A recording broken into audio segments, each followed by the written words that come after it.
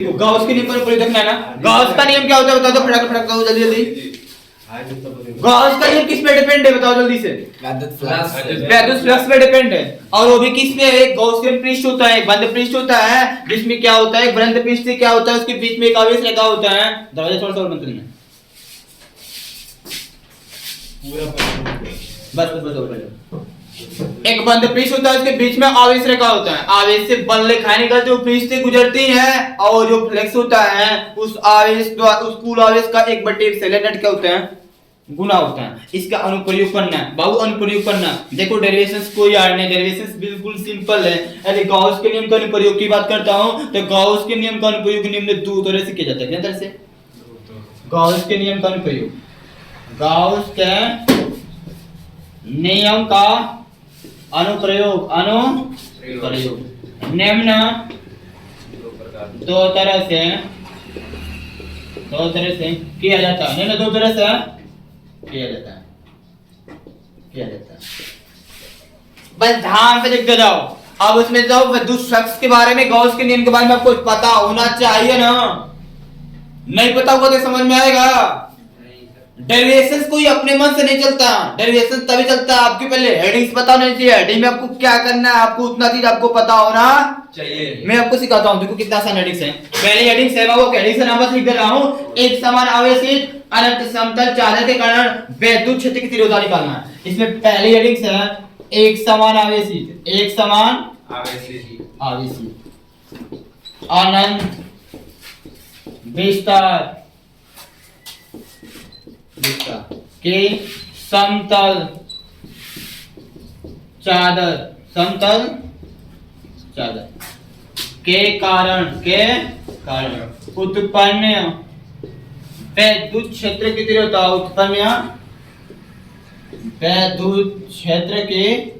तीव्रता, एक काम और सुनना, एक काम मेरी बात सुनना, एक बात सुनना। गॉस का नियम क्या होता है, फाई बराबर लिखने की कोशिश मत करना, थोड़ा सा मेरी समझने बात को। क्यू बटे यदि गॉस का नियम का अनुप्रयोग कर रहे हो तो आपको कोई भी डेरिवेशन करना होगा, दो चीज का मान पता होना चाहिए। पहला विद्युत फ्लक्स, दूसरा आवेश का। पहला विद्युत फ्लक्स, दूसरा आवेश का।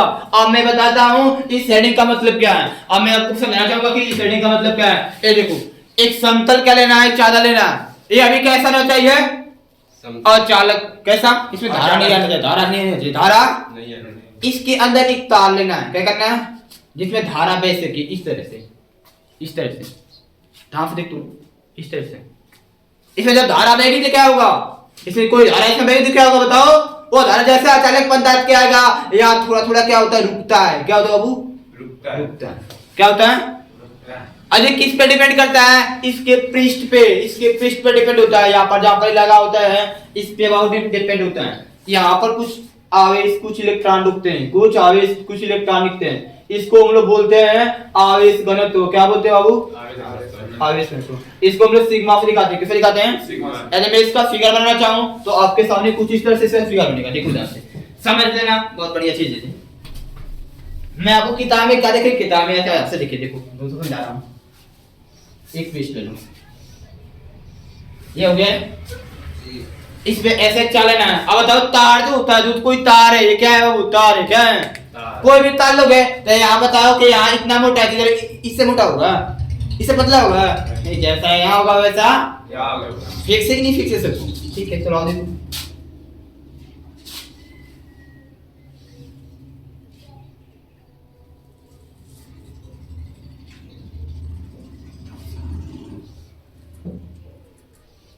नीचे ऊपर थोड़ा होगा सीख लेना, ठीक है।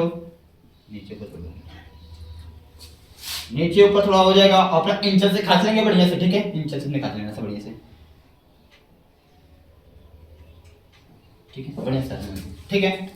ऐसे गया है वर्ष तो एक ही तरफ का दिखा देगा ना मुझे, एक ही तरफ का मुझे दिखा देगा ना, इसी तरफ का दिखा देगा ना, इस तरफ का तो कुछ ढका हुआ, कुछ ढका होगा नहीं हुआ,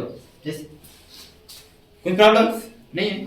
अब बताओ, अब एक थोड़ी बार डिवाइड करना है इनको। देखो जितना इसका क्षेत्रफल होगा उतना इसका होगा।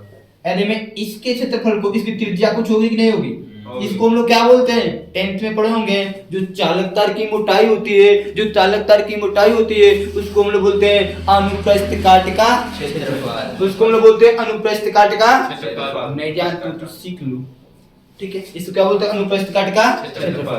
तो इसको मतलब जब ये बताओ कैसा होता है, वृत्ताकार होता है, कैसा होता है, इसका कहीं केंद्र होगा, सेंटर होगा कि नहीं होगा, होगा सेंटर।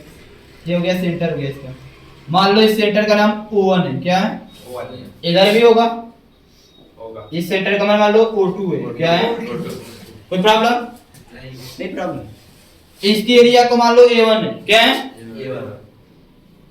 क्षेत्रफल अनुप्रस्थ काट का, इसका क्षेत्रफल को मान लो A2 है। अब मैं तुमसे पूछूंगा क्या इस फिगर में A1 का मान A2 के बराबर है? एकदम होगा 100%। बोलो क्यों? अरे एक ही तार है ना, जितना मोटा इधर होगा उतना मोटा इधर होगा। क्यों, क्या सोचना है, नहीं होगा, जितना मोटा तार इधर होगा उतना मोटा, जितना इधर क्षेत्रफल होगा उतना बराबर। ये मान लो ऐसे फिगर बना लो, A1 का मान A2 लिख सकते हैं, A2 का मान को A लिख सकते हैं, यानी A1 के स्थान पे भी A लिख सकते हैं, A2 के भी स्थान पे A लिख। आपको पढ़ना क्या है, अभी तक कल फिगर बनाया, क्या बनाया, फिगर। अब आपका शुरू हो रहा है, वैद्युत फ्लक्स उत्पन्न कब होगा, जब यहाँ पे कोई आवेश होगा, क्या होगा, आवेश होगा। वैद्युत फ्लक्स उत्पन्न कब होगा, जब आपके पास कोई आवेश होगा। तो इस चालक तार में आवेश प्रवाहित करना है, क्या करना है, क्या करना है बाबू, आवेश प्रवाहित करना है। कैसे, किस माध्यम से, यहां से करना है, यहां से करना है, यहां से नहीं करना है, कहां से करना है, यहां से आवेश प्रवाहित करना है।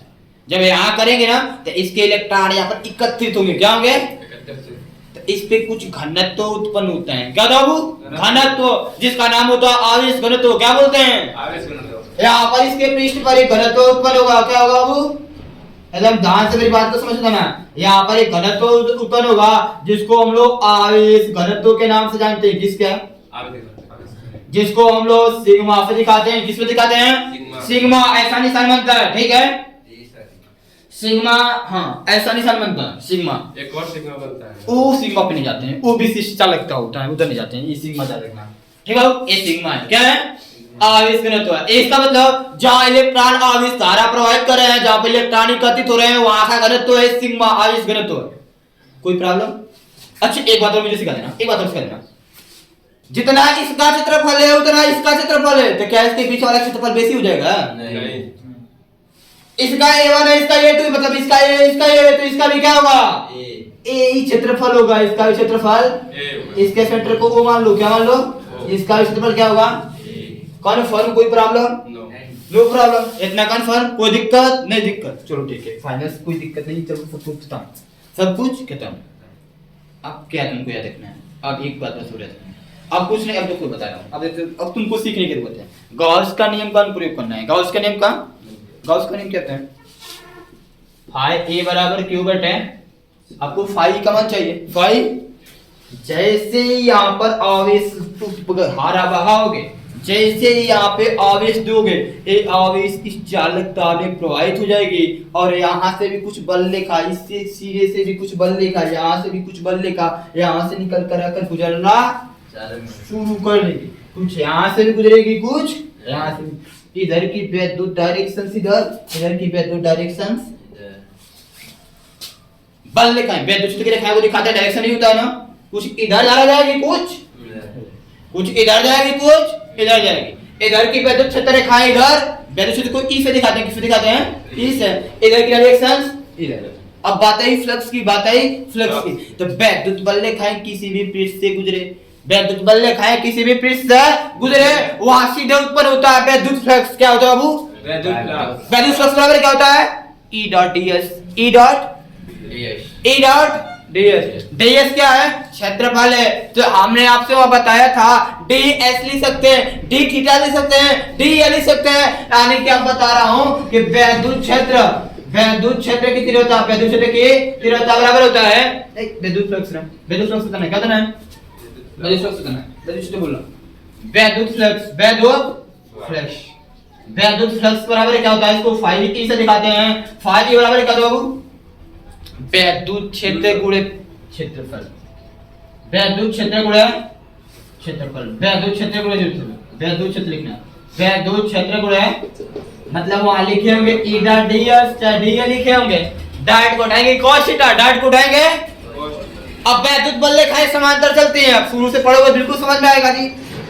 वैद्युत बल रेखाएं क्या होती हैं? समांतर होती हैं। समांतर रेखाओं के बीच में जो कोण बनता है वो हमेशा 0 अंश का कितने का होता है? 0 का 0 का माने क्या होता है? देखो कि डॉट को कोई मतलब नहीं, यानी वैद्युत क्षेत्र गुणे क्षेत्रफल करना। वैद्युत क्षेत्र गुणे क्षेत्रफल। वैद्युत फ्लक्स का मान निकालने के लिए क्या करेंगे? वैद्युत क्षेत्र गुणे क्षेत्रफल। यहाँ पर बताओ वैद्युत फ्लक्स कितना उत्पन्न होगा? बताओ बता दीजिए।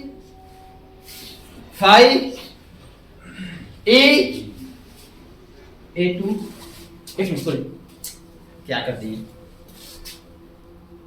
यहाँ पर वैद्युत फ्लक्स उत्पन्न होगा, यहाँ पर भी वैद्युत फ्लक्स। इसको मानते फाई E1, इसको मानते फाई, कोई प्रॉब्लम? यहाँ पर भी उत्पन्न होगा, यहाँ पर भी।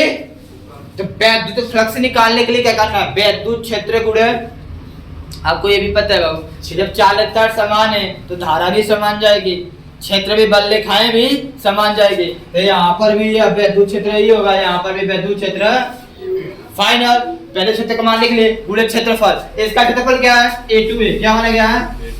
इसका क्षेत्रफल A1 माना गया है, इसका क्षेत्रफल A2 हो गया। या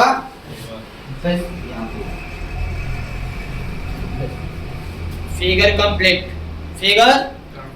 अब यहाँ पर क्या करना देखो, अब यहाँ पर क्या करना लिखेंगे तो एक समान अनंत विस्तार के समतल चादर के कारण, एक समान अनंत विस्तार के समतल चादर के कारण उत्पन्न वैद्युत फ्लक्स, एक वैद्युत फ्लक्स की वजह से समान इस समतल प्लेट है ना,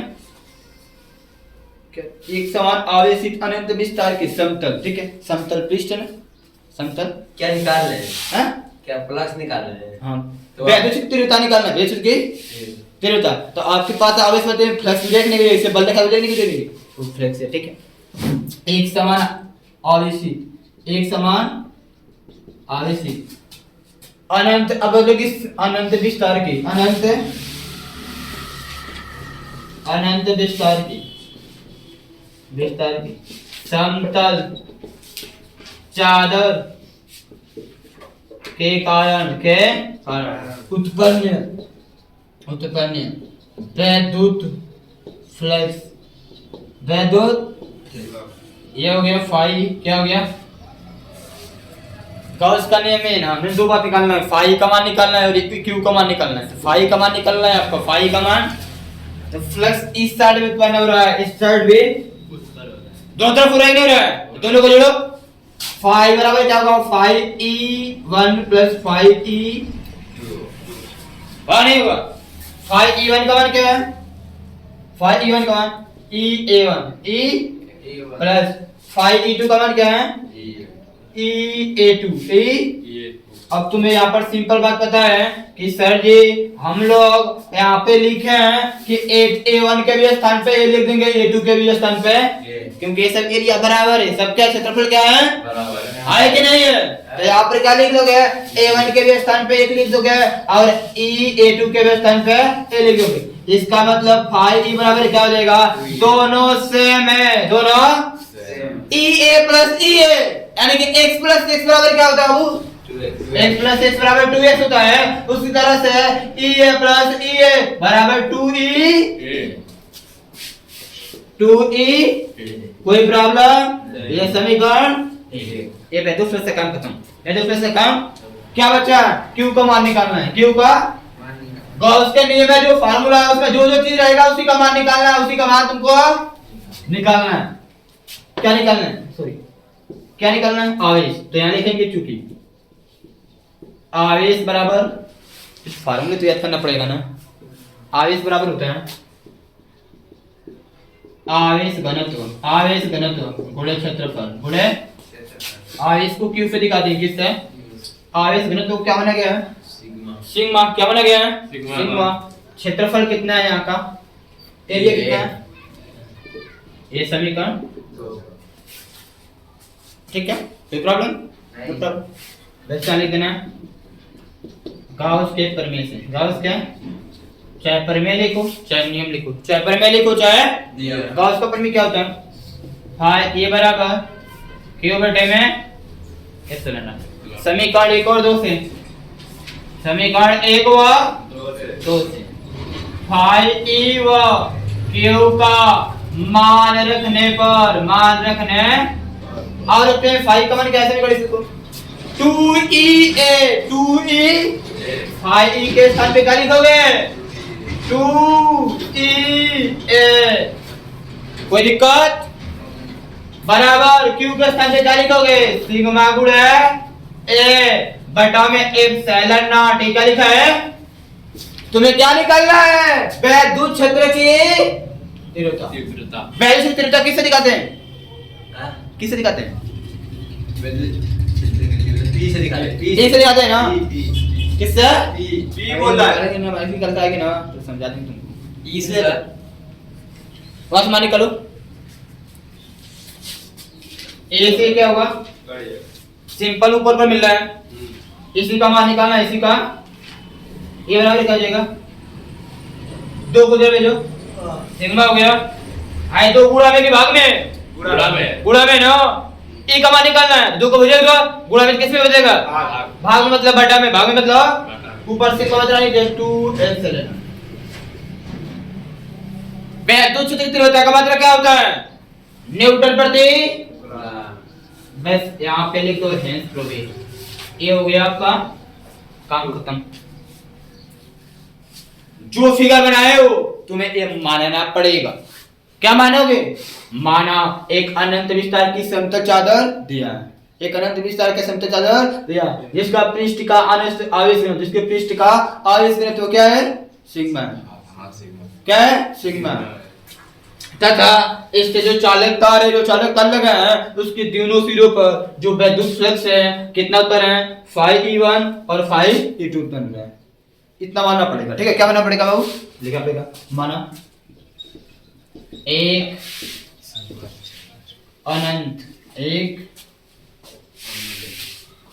अनंत विस्तार की समतल चादर दिया है समतल चादर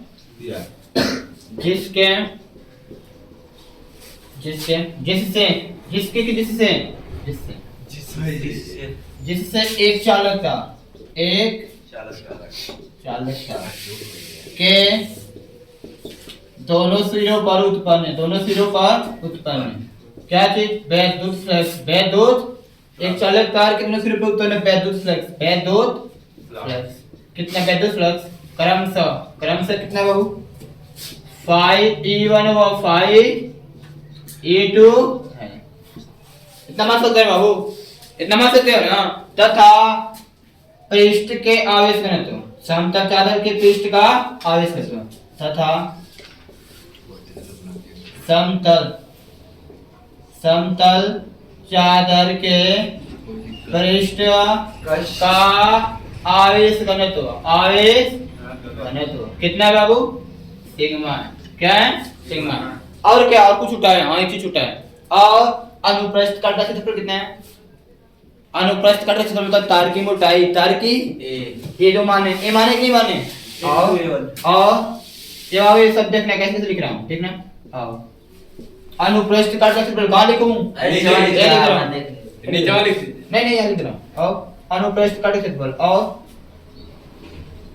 अनुप्रस्थ काट का क्षेत्रफल ए बस इतना मानना है बस इतना उसके बाद आप डेरिवेशन से बताना मानने के ये सब चीजें को अपने में से क्यों नहीं बताता हूँ मैं किताब में से क्यों नहीं देखता हूँ क्योंकि आप यदि अपने मन से सीखेंगे तो कुछ सीखेंगे भी कुछ बनाकर लिखने की भी चाहत आपकी बढ़ेगी कैसे लिखा जा रहा है इसको समझ रहे हैं ना सारी चीजों को समझ रहे हो ना तो ये आपका डेरिवेशन कंप्लीट इतनी अच्छा देखो कितनी आसान सी चीजें कितनी आसान चीजें अब ये सब कहाँ से हो रहा है सब समझाया गया आपको ना बताया गया ना यहाँ पर आवेश जैसे आवेश से प्रवाहित करेंगे यहाँ से तो इस पे सब क्या होता है वैद्युत क्षेत्र ऐसे मिला लो ऐसे देखो ऐसे कर लो इन दोनों के यहाँ से यहाँ तक की दूरी डिस्टेंस सेम है ये डिस्टेंस ऐसे कर लो सबसे बढ़िया ऐसे में क्यों किया मतलब ये दोनों तो बाहर जो तार निकला था ना ये जो तार निकला है ना इस पृष्ठ दोनों तरफ सेम होगा दोनों तरफ सेम जितना इधर आवेश जाएगा उतना इधर तभी फ्लक्स बराबर होगा तभी फ्लक्स क्या होगा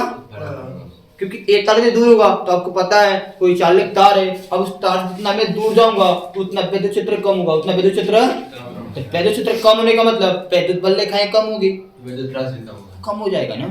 इसीलिए डिस्टेंस इस वजह से आर मान लेते हैं, क्या मान लेते हैं हाँ, और जब आर मानते हैं तो डिस्टेंस सेम है यानी फ्लक्स भी सेम होगा। फ्लक्स भी सेम होगा। बात समझ में आ रही ना। तो ऐसे बस इस फिगर कंप्लीट आपके 100% होती है।